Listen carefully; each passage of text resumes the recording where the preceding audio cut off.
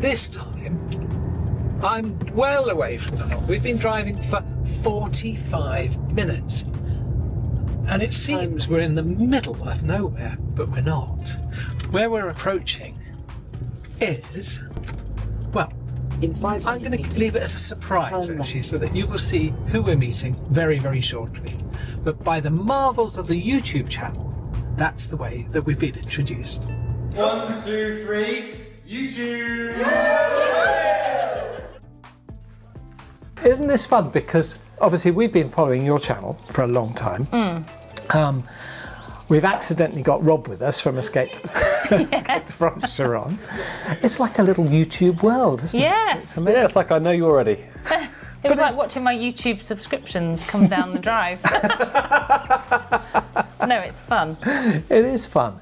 But I say we've been watching your channel for a while, and that's partly because you give so much information, I have to say. You're always there, you know, beavering away and saying this has happened and this has happened, and, you know, especially with the visas and the whole... But you've had...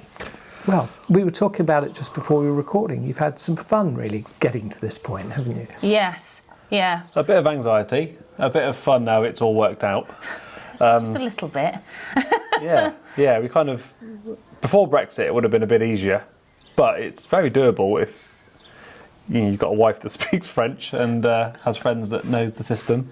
Yeah, I feel like thinking about moving and then actually doing it were two very different things. And once we started the process, it was like the visa type that we needed, which was a self-employed visa. They're quite complicated because it's not like you have a business ready set up here and you're just going to walk in and start working. You have to prove that you can do that with very little intel. Like, I didn't know if I was going to have clients or if Leon was, but it's like, well, we work hard. So the rest of it's just, you just hope that it's going to turn out, but you have to present a hypothesis, like a hypothetical success story, and actually you're just winging it out. And a lot of it, work. like paperwork in France, is like the chicken and the egg scenario. So when we had to get our business plans approved by the prefecture, you have to already be living here before you can get your plans approved here, before you can then use them to get the visa to live here. So you have to have already committed without any guarantee that you'll be able to stay. It's fascinating. But you bought the house effectively before you got the visa. Yes. The house was a catalyst, I would say, because we'd spoken about moving here for years. And we'd kind of, is this year the year we'll go? And then when someone told us this house was for sale, because it's a special house, for us, especially for Sarah, it just was like, right, well, we want this, let's go for it. And we put all the eggs in the basket, and we just, you know, that was it. There was no turning back, there was no backing out. Just do your best, and if it wasn't going to work out, then we'd given it our all. And if it did work out, then it was all worth it. So...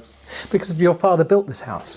Yeah, so my mum and dad holidayed in France in the 90s and fell in love with the area, and then everything came together for them in like late 2003, and they sold their house and bought this land with my brother Mark, and they split it. So Mark built a property here and then Dad built this one, and it was a long project for Dad because he was in his late 60s, like retired, meant to be retired, and so the project. I mean, it's just a huge.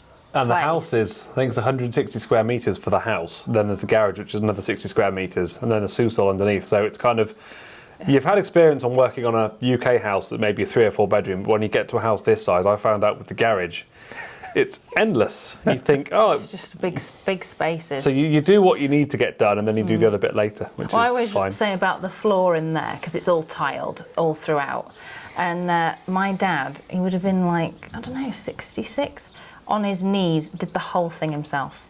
And it's like, that's just incredible, like to think about the work he put in. And I feel like I didn't really appreciate that at the time, but now we get to enjoy the space. It must be quite magical then to come back.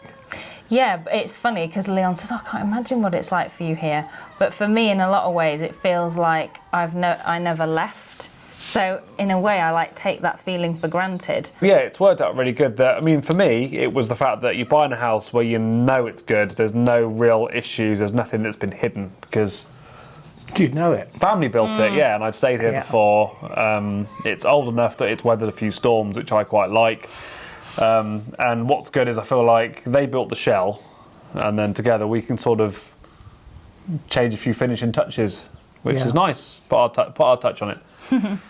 Must have been scary though when I mean I remember watching your videos when that visa didn't come through. That was awful. It was awful. We weren't together at the time. Leon was still in Chippenham, handing over his business to the man who'd bought it. So I sold was my with my business. sister. Sold the house. And I got the visas arrived at my sister's place. Oh, actually, no, the visas didn't arrive. That was the point. The letter with our passports in arrived, and there was no visa. It's a very inside. funny situation getting the visa, because I thought you'd go into a room, maybe have an interview with somebody where you could talk to them on a one-to-one basis, and it wasn't like that at all. What it was is you filled out a lot of paperwork, and how I would describe the visa centre, I mean, we tried to get into London, couldn't because it was so full you couldn't get an appointment, but because we'd already entered our passport information, we couldn't book elsewhere. So we ended up renewing our passports, booking Edinburgh, which then involved going to Edinburgh. And it's a bit like a baggage drop-off at an airport where you wait for a gate number, go to a desk, and all they do is take your paperwork from you that you filled in. They don't check if you filled it out right. No. Check your documents, because obviously you've got to prove that you're qualified to do what you say you do. So what they do is they stamp the photocopy to prove they've seen the original. And then they take it off you and say, right, you'll get it back in about 2 weeks. But no indication, no, yes, no. And Edinburgh's a lovely place. I'd love to go back another time when I'm not stressed and enjoy it. Do some whiskey tasting. But no, it was quite hard because we thought, oh, we're a shoo-in because we fit all the boxes, we've got all the criteria, but they don't look at you as an individual. They look at you, do you fit in the box? And unfortunately, we filled out the wrong piece of paperwork. So the best thing we did was... I remember ringing, because I got the letters, and I said to my sister, what am I going to say? How am I going to ring Leon now and say, yeah, we haven't got them? But you actually took it really well. I remember exactly where I was. It's like when Princess Diana died, I knew where I was and what I was doing. One of these national tragedies. I was in Bishop's Cannings with John and Ethan, and I got a voice message from you, and I just thought, oh, we'll definitely get the visas. And you're like, we haven't got them. And I'm like, wow, that's interesting. It was like... That phrase, you'll cross that bridge when you get to it. So, you dig deep, you regroup, you have a sad day. My sister drew like a little plan of, like... Is this Amanda? Yeah. She's very good with that sort of thing, but she was like, let's work out now what you would need to do to make this work if you do decide you need to go ahead with it. And so we itemised everything, and we decided to hire a firm, didn't we? Best thing we did, because the firm we used charged more than others, we found out, because through YouTube, people told us they used firms that were cheaper and actually did the More paperwork efficient. and sent it to you, as we kind of got templates. But the templates we got were kind of if you were running a shop. How much does it cost to buy your materials? How much are you selling the materials for? What's the market like? And like I said, well, I'm just a carpenter, she's a beautician. Half this, we don't need to fill out the business rates for a shop. But even the 15-minute conversation with them was free. amazing, because it will just tell you yes or no. If you tell them, this is what my situation is, this is what I've got, this is what I can bring, this is what I can offer, they'll within 5 minutes say, yeah, you're getting. They don't want to take you on if they don't think you've got a good... Yeah.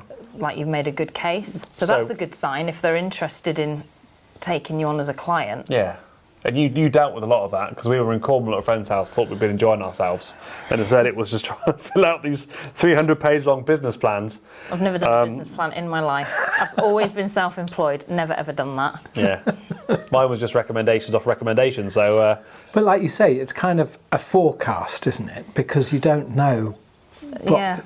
It's making you think deeply, because my metaphor was like, okay, I'm going to sell flags. Would I be able to sell German flags here? No. So that's not doable. But it makes you think deeply about the details of... this is just the paperwork they gave to us. Other firms might have something more tailored, or they'd write it for you. But yeah, we've got a lot of help in the family. So Holly does a lot of work with companies, and she knows all these terms and what they mean. Amanda's been a manageress for years, and she knows a lot of stuff. So we had a lot of support, a lot of help. You know, someone to have a drink with, shoulder to cry on. Yeah. Some cases both. I feel like I know the postie that delivered your final that visa. visas. Yes. Yeah, he was so sweet. What's funny is we had cameras set up in the kitchen with a bottle of champagne, I think, ready to go, and we just did the moment out the front because we couldn't wait to walk 5 metres to the kitchen. And I just thought, if I don't get the visa, I'm just going to go for a walk. That's my step. And never come back. There it is. You got it. Congratulations. Way. But when I got the visa, because the day before was our anniversary, and it was just kind of like, we planned to have our 10th anniversary here. We were going to do a party at the hall we had our wedding reception, which is in Montflancan. But we weren't in the mood to celebrate, and we were living off of savings, so we didn't want to spend much money because, you know, that's a weird situation to be in. And then because we'd used up our 90 days, if we'd have been refused the visas, we could have probably come back to France to maybe get our cats and a few bits of clothes, but we wouldn't have been able to come back for even a week. So that we didn't have to think about that because that didn't happen.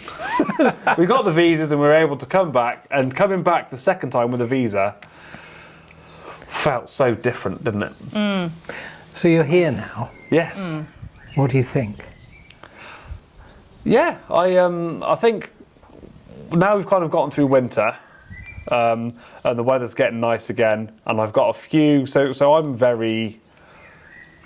A lot of my self-worth comes from my work, because I've always been busy, and coming here was like a complete clean slate. I don't know anybody to get work from. I don't know clients. There's no people to then recommend me. You don't know where to buy your materials. Didn't know where to buy materials, and it's not like in England where you can walk into, I mean, there are shops you can look at prices, but the sort of stuff I need, being a cabinet maker and a carpenter, you can't buy your stuff from Brico-Marche because it won't be good enough. So you have to go to a sawmill, and where you go there, you have to talk to somebody in French, and then they give you a ticket, and you take the ticket, you have to open an account, and then they give you a price based on your serial number, your artisan rates.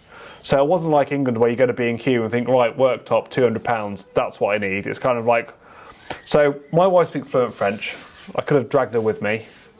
Oh no, he likes to go on his But own. I thought I need to learn a few French words. I've done Duolingo for probably about 3 years, which is great if you want to ask someone their eye colour and how old they are. Or if there's an owl in the tree. Yeah. Un chouette dans l'arbre.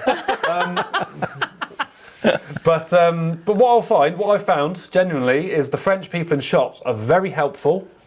They're very accommodating. They know a bit of English. You know a bit of French. And if you've got a pen and a paper and a tape measure, you can work out what it is. And if I get stuck, I'll ring Sarah on the phone and she'll go between. And what about you?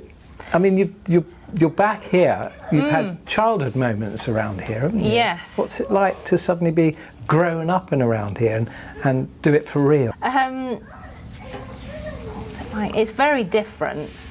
Not in a bad way, but it's scarier now because instead of sort of living at home and not really having a huge amount to do with all the admin stuff, it's now on our shoulders. So it's different, but I've missed it so much. Like I love the French culture, and I've always said I feel way more at home here than I ever did in the UK. And like the space, and it's a particularly noisy day, which is ironic. But I always a bike say run just went past you. 6 or 7 motorcycles. Did they? Yeah. Oh my word! Yeah. So I always That'll be say. Google Maps. So yeah, I always think. What's that phrase you said about France? France spoils you. Yeah, it spoils you because you'll never forget it. You'll go back to England and it'll ruin your life because you'll just think, oh, I wish I was back in France. Yeah. So yeah, but I love the quiet as well. That's what I was going to say. In England, you don't get much of that because there's so much noise everywhere. It's a nice weekend. Everybody's in the garden. It's so busy. The supermarkets have sold out of anything you can barbecue, and it's just. And you can't go to any nice spots on a bank holiday because you can't get to them because it's chaos. Whereas here, you've got a bit of land to enjoy yourself. You've got a bit of space. It's I quite like it. I think working here as well, I'm really enjoying that more now that the wedding season started. Just a few days ago I was in the Charente, and doing that was like, oh, this is what life's going to be like for us moving forward, and I really like it, so that's a really good sign. And I love being back with my friends as well, my childhood friends that I grew up with, and living near Cath and Mark as well. That's brilliant, so I really like it. But I've realised a lot of my happiness really depends on how Leon feels. So that initiation process of coming and how difficult that was, I thought I would never have come here if I thought it was going to make Leon unhappy. But at the same time, knowing it's just a process you have to go through, it was like, let's just knuckle down and try and... Because I'd never moved. He always lived in the same place. From the age of 2, I lived in the same town, so I knew where every shop was. I had people ringing me for work all the time, and it was really good. And moving here, it felt like I couldn't envision a future because it was all unknown. Unfortunately, I had friends that gave me some work because I'm quite useful. So that was good. I'm always happy working. People will say this thing to me, like, "Oh, did you come here to escape the rat race?" And a few times I've gone, well, I'm working more now than I did in the UK, but that's because I'm sort of setting up, trying to find my feet. And I'm sort of getting there now. I've got a few clients, a few jobs, I know places to get stuff. So when I feel secure that I've got stuff, I can then take my foot off the gas, have a couple of days off here and there and enjoy it. And I feel like I could do that now without feeling guilty because I'm sort of like trying to get something going. So would you recommend doing what you've done? No. I don't know. With the difference, I would recommend, initially our plan was to rent a house in England and rent somewhere here so you've not got anything really to gamble. Yes. Because you can rent in the UK, you can rent your house in the UK for, our house would have rented for about 1,400. You can rent somewhere here for about maybe 700 or 800, which is nicer than what you'd have in the UK. So you've got money coming in to cover that. Whereas we kind of threw everything into this house. So if we hadn't have gotten the visa, we'd have been stuck with a house here, which is very nice, but we wouldn't have been able to live in it. So it was a lot to risk in a way, because all your capital was then here. And we didn't have lots of savings to sort of live off of, and with the visa, that wasn't an option. So I think if we'd have done it, a recommendation for anyone else would be maybe rent somewhere, and then you're giving it a trial. I feel like I'd like to recommend it because it's brilliant living here. But you do have to have nerves of steel a little bit to get through that. It's not for I always say it's not for the faint-hearted, because there are times where you'll think, "What on earth? I'm out of here. I just want to go home." You've known people before that have come here within 6 months. And now I get it. Before I was like, "Oh, what a shame that they, gave up on it." Now I'm like, totally with you on that, because at a certain point you think, if I can't work here and I'm going to have to go back. I can't cope with it. But if you can stick it out, I do think you have such a higher quality of living here. Oh yeah, the community aspect is great. Like there's that episode we went to the cheese and potato night. Oh, the alligator. And what you'll find is there's all generations all together and they're all having a nice time. I find that in England, if there's young people and old people, they're kind of, the old people moan that young people are too loud and the young people try. It doesn't fit quite so well. But here you've got the night markets and you've got all the ages together and there's a real emphasis on family and community. So it's really nice. So when you do see your neighbours, there aren't as many here, but you do talk to them. And the French look like they're, I don't know why, I don't know if you found it, but like the French to the Brits have a funny rep for not being friendly. And when I came as an adult, I found that to be very much the opposite. Like people are so friendly, and even like going through like administrative procedures where you might be a bit stressed. Apart from that woman in Agen. Yeah, that one woman. But yeah, otherwise they really do want to help you.